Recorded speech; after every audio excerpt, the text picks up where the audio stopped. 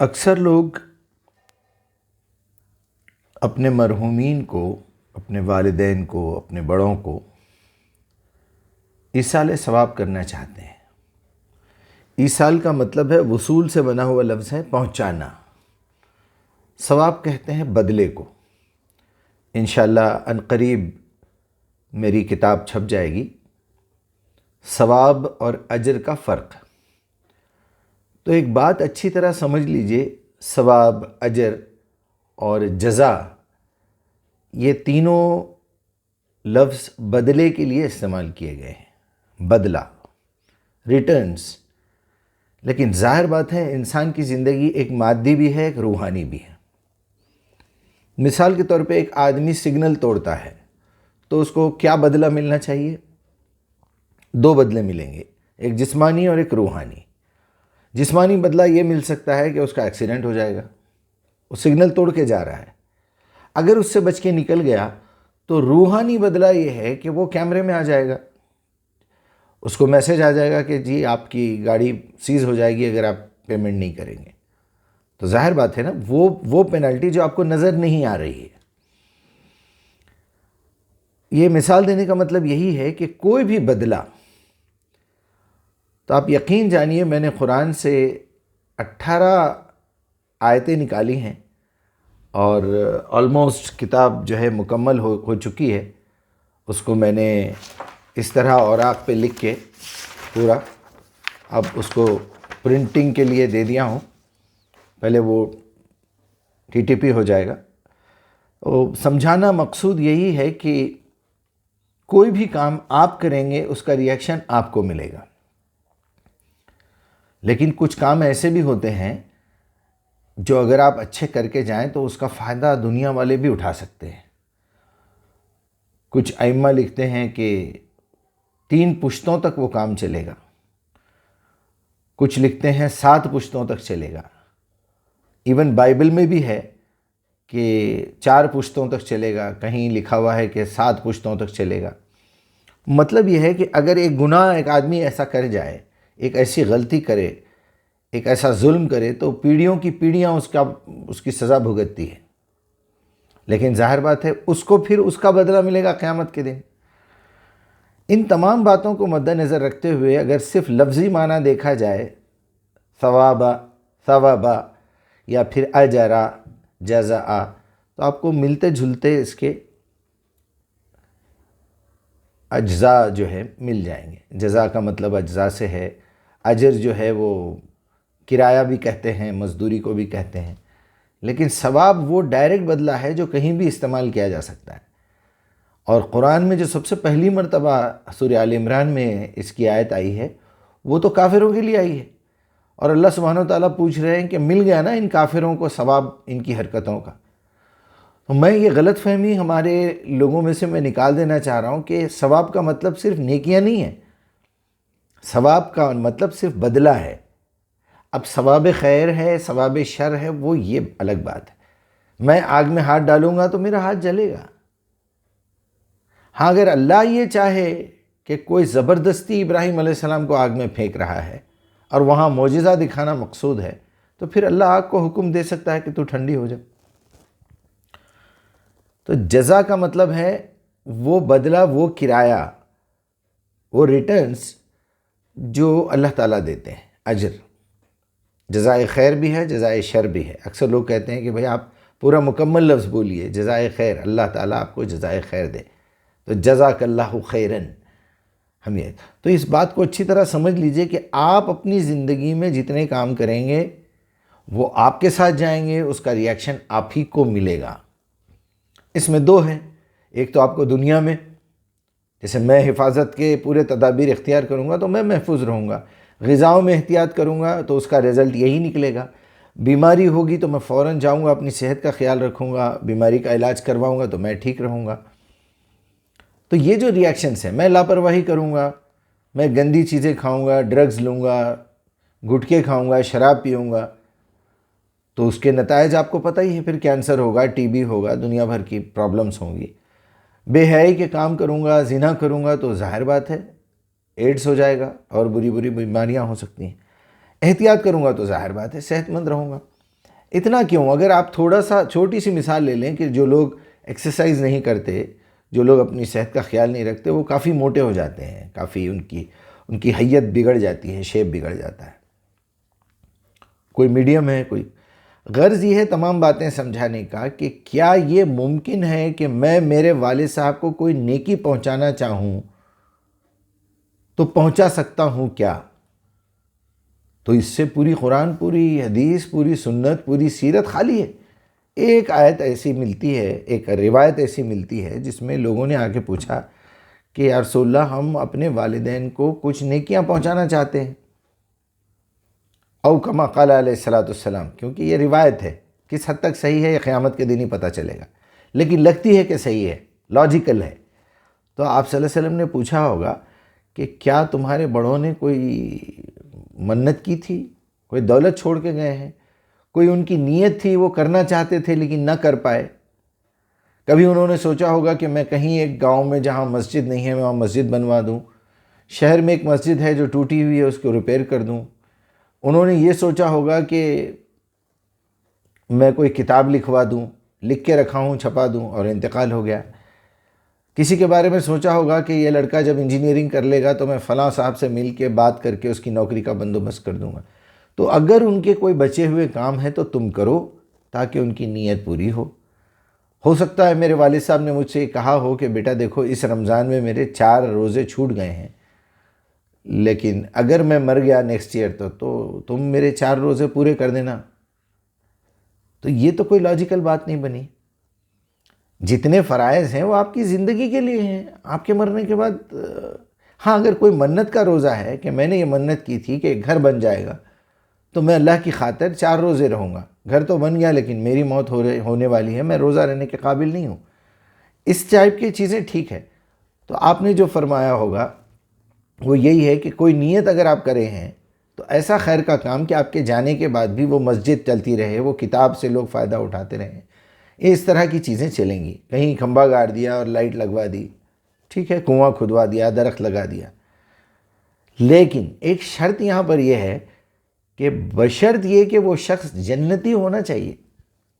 آپ سمجھیے بات کو، بہت نازک بات بتا رہا ہوں میں۔ ایک شخص جنت میں ہی نہیں جا رہا ہے، وہ پاس ہی نہیں ہوا ایگزام اللہ کا، اب اس کے بعد کہ یہ مارکس لے کے کرے گا کیا؟ ایک شخص نے نوکری حاصل نہیں کی، رجسٹریشن نہیں ہوا اس کی نوکری پکی نہیں ہوئی، اور اسی کمپنی کے جو ہے چھوٹے موٹے وہ کام کر کے یہ امید رکھ رہا ہے کہ مجھے اس کا ریفنڈ مل جائے۔ ہاں ہو سکتا ہے اللہ چاہے تو دے دے دنیا میں، قرآن میں بیان بھی کر دیا اللہ تعالیٰ نے، جو دنیا کا طالب ہوگا ہم اسے دنیا میں دے کے قصہ ختم کر دیں گے، لیکن جو آخرت کا طالب ہوگا ہم اسے آخرت میں تو دیں گے ہی دیں گے، دنیا میں بھی دیں گے بعض مرتبہ، اور بعض مرتبہ ہماری مصلحت کے خلاف ہے تو نہیں دیں گے۔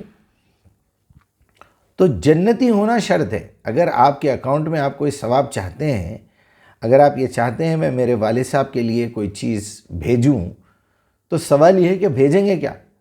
ہاں اگر ان کا چھوڑا ہوا گھر ہے، ان کی چھوڑی ہوئی جائیداد ہے، اس جائیداد سے ان کی کوئی آرزو اٹکی ہوئی ہے تو اس کو پورا کیجئے، انشاءاللہ اللہ اجر دے گا ان کے اکاؤنٹ میں۔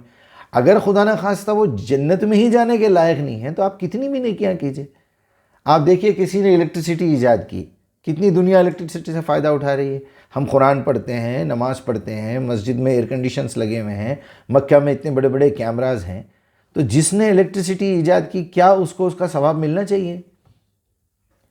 چھوٹا بچہ بھی یہ کہہ دے گا کہ بھائی اگر وہ اسلام قبول کیا ہوتا، وہ اسلام میں داخل ہو گیا ہوتا، اس نے کلمہ پڑھ لیا ہوتا، دل سے اقرار کر لیا ہوتا، گواہی دی ہوتی، اشہد ان لا الہ الا اللہ وحدہ لا شریک لہ واشہد ان محمدًا عبدہ ورسولہ، تو جب اس نے یہ دل سے قبول کر لیا کہ اللہ کے علاوہ کوئی عبادت کے لائق نہیں ہے، وہ اکیلا ہے، وہ شریک نہیں ہے اس کا کوئی بھی، تو پھر پریکٹیکلی کر کے بھی دکھانا نا۔ آپ اللہ پہ ایمان لانے کا دعویٰ بھی کرتے ہیں، غیروں سے ڈرتے بھی ہیں، غیروں سے امیدیں بھی لگاتے ہیں، غیروں کے لیے الٹی سیدھی دعائیں بھی مانگتے ہیں، غلط بات ہے۔ دوسری شرط یہ ہے کہ آپ نے کسی کو کام پہ لگوا دیا، نوکری پہ لگوا دیا، کوئی تجارت کھول کے دے دی، تو جب تک وہ نوکری پہ رہے گا، تجارت چلتی رہے گی، آپ کے مرنے کے بعد بھی وہ جو کما رہا ہے پیسے، اللہ کی راہ میں صدقہ کرنے کا ثواب، اس کا بدلہ آپ کے اکاؤنٹ میں بھی لکھا جائے گا۔ لیکن اس کے بدلے میں آپ جنت میں نہیں جائیں گے. جنت میں جائیں گے آپ کے اپنے پرسنل اعمال کے بدلے میں. والعصر ان الانسان لفی خسر، سارے انسان خسارے میں. الا الذین آمنوا، دیکھیے پہلی شرط، جو ایمان لائے، وعملوا الصالحات، خود نیک عمل کرتے رہے، وہ تواصوا بالحق، حق کی دعوت دیتے رہے لوگوں کو کہ دیکھو یہ حق ہے جو اللہ کے رسول ہم تک دیے، یہ خود کتاب ہے، اب کوئی رسول آنے والا نہیں ہے، یہ ذمہ داری مسلمانوں کی. اس کے بعد جو ریاکشنز ہوتے ہیں وہ تواصوا بالصبر. آپ قرآن پہنچائیے، پتہ چل جائے گا بازار میں کتنے لوگ آپ کے خلاف ہو جاتے ہیں. 90% اور 10% آپ کی موافقت میں آتے ہیں. وہ مخالفت میں آپ کو آزمائیں گے، وہاں بھی صبر کرنا ہے. یہ جو موافقت میں آ گئے وہ بھی آپ کو چڑھا کے سر پہ بٹھا لیں گے، وہاں بھی آپ کو بھٹکا دیں گے، وہاں بھی صبر کرنا ہے. تو جب تک آپ یہ کام نہیں کریں گے، آپ کے پرسنل اعمال کی بنیاد پہ ہی آپ جنت میں جائیں گے. ہاں جنت میں پہنچ گئے، اب دنیا میں جو اچھے کام کر کے گیا ہوں تو ظاہر بات ہے میں برائیوں سے بھی بچوں گا، اچھے کام بھی کروں گا. اب کوئی تاج محل بنا کے جا رہا ہے، کوئی چار مینار بنا کے جا رہا ہے، کیا سمجھتے ہیں آپ؟ کوئی قطب مینار بنا رہا ہے، اس کو اجر ملنا چاہیے. اور کیا خیال ہے آپ کا کہ حضرت عثمان غنی رضی اللہ عنہ نے جو ہے ایک باغ کسی سے خرید کے اس کو وقف کر دیا تھا، آج تک وہ باغ چل رہا ہے، اور عثمان غنی ٹرسٹ کے نام سے الراجی بینک میں اس کا ایک بہت بڑا ملینز میں اکاؤنٹ ہے، انہوں نے قائم کیا تھا. سوچئے 1400 سال سے اگر ان کے اکاؤنٹ میں وہ پیسے لکھے جا رہے ہیں کہ جو بزنس سے آمدنی ہوتی ہے اور جو غریبوں میں پیسے بانٹے جاتے ہیں، تو کیا یہ اچھی بات نہیں ہے کہ آپ بھی اپنی زندگی میں کوئی ایسا کام کر کے جائیں؟ زندگی بھر تو جو ہے ایک شخص بٹے بازیاں کرتا ہے، چوریاں کرتا ہے، دنیا کا مال کھا کے جاتا ہے لوگوں کا، اور اس کے مرنے کے بعد اس کے اولاد جو ہے اس کو ایصال ثواب کرتی ہے. وہاں تو اللہ تعالیٰ نے اپنے رسول کو ہٹا دیا جنازے کے سامنے سے. اگر آپ 70 مرتبہ بھی اس کے لیے دعا کریں گے نماز جنازہ پڑھ کے تو ہم قبول نہیں کریں گے، کیونکہ یہ اللہ کا دشمن تھا. مطلب صاف صاف یہ ہے کہ آپ اس کی طرف سے بات کر رہے ہیں یا میرے ہیں آپ؟ وہ اللہ کا دشمن ہے، آپ اس کے لیے میرے سے یہ سفارش کر رہے ہیں کہ اس کی بخشش ہو جائے. تو کیا قیامت کے دن نبی صلی اللہ علیہ وسلم چوروں، چکوں، بٹے بازوں کی سفارش کریں گے، جھوٹوں کی سفارش کریں گے؟ سگریٹ پینے والے، گھٹکے کھانے والے، شراب پینے والے، ڈرگس استعمال کرنے والے، رانگ سائڈ گاڑی چلانے والے، بہنوں کا، والد کا، والدہ کا حق مارنے والے، بڑوں کے ساتھ بدتمیزی کرنے والے، روڈوں پہ اپنی موٹر سائیکل کی آواز بڑھا کے پھرنے والے، پولیوشن پیدا کرنے والے، راستے روک کے دیکھ چڑھا کے لوگوں کو دکھاوا کر کے کھانا کھلانے والے، ان کی سفارش کرے گا اللہ تعالیٰ؟ اللہ کے رسول کریں گے اللہ تعالیٰ سے؟ سال میں ایک مرتبہ میلاد منا کے یا لوگوں کو غریبوں میں کھانا کھلا کے کیا سمجھ رہے ہیں آپ؟ آپ اپنی جھوٹ ٹھیک کیجئے، پہلے اپنی وعدہ خلافی چھوڑیے، وقت کے پابند بنیے، صاف ستھرے رہیے،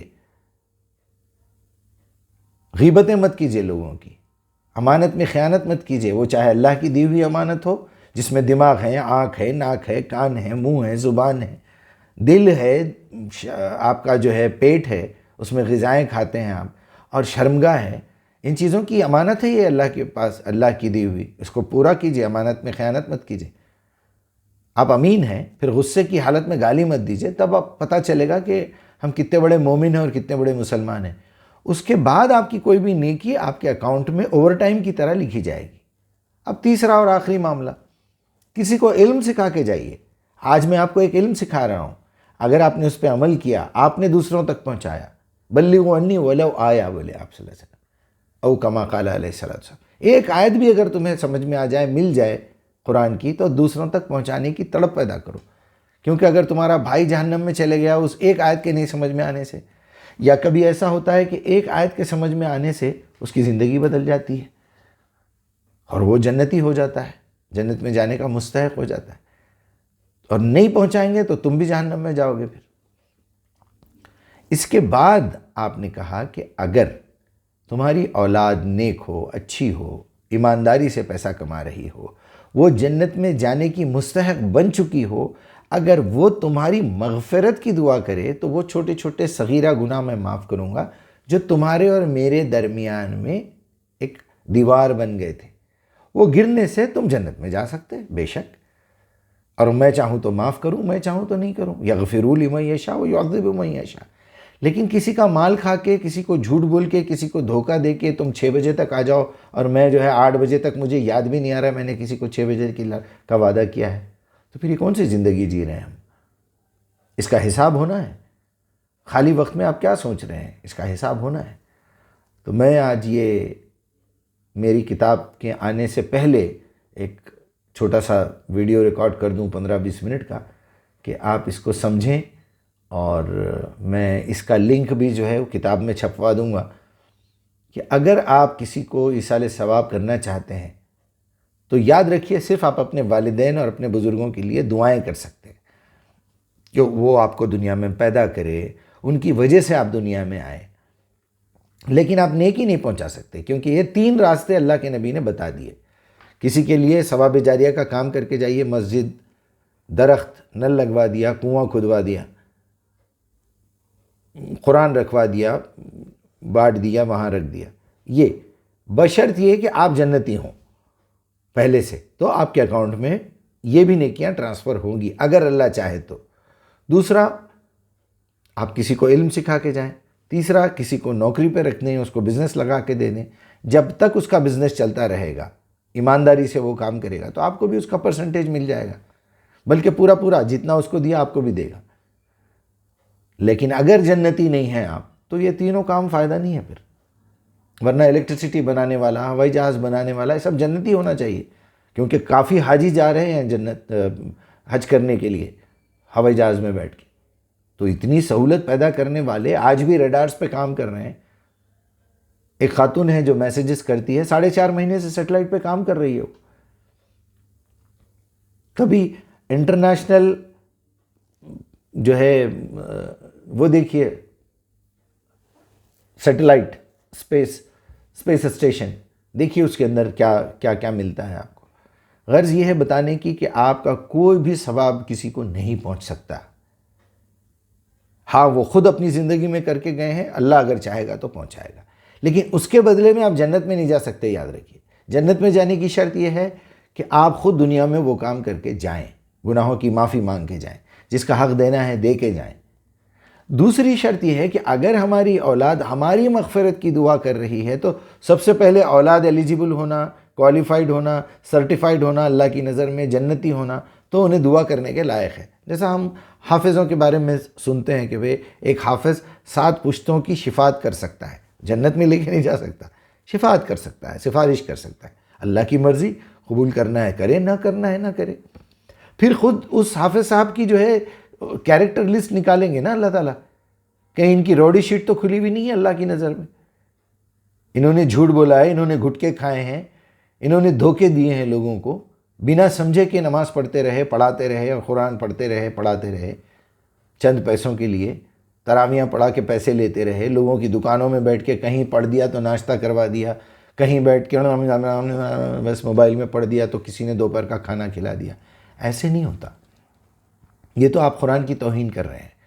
خیر، تفصیل ہو گئی کافی، اور یہ بات یاد رکھیے، آپ کوئی ثواب، کوئی اجر، کوئی جزا آپ اپنے مرحومین کو نہیں پہنچا سکتے، صرف مغفرت کی دعا کر سکتے ہیں کہ اللہ بس رحم کی دعا، کہ تو رحم کر دے، اللہم رحمو، یعنی اللہم یرحمو، کہ یا اللہ اس پہ رحم کر دے۔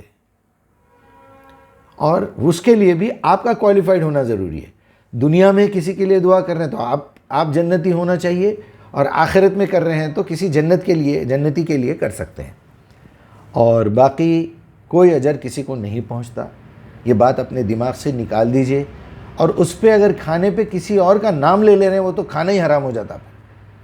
اگر آپ فاتحہ دلانا چاہتے ہیں تو نام پہ دلائیں گے تو حرام ہو جائے گی، کیونکہ غذا اللہ کی بنائی ہوئی ہے۔ یہ گھر کس کے نام پہ ہے، گاڑی کس کے نام پہ ہے، زمین کس کے نام پہ، یہ ساری کائنات اللہ کے نام کی ہے۔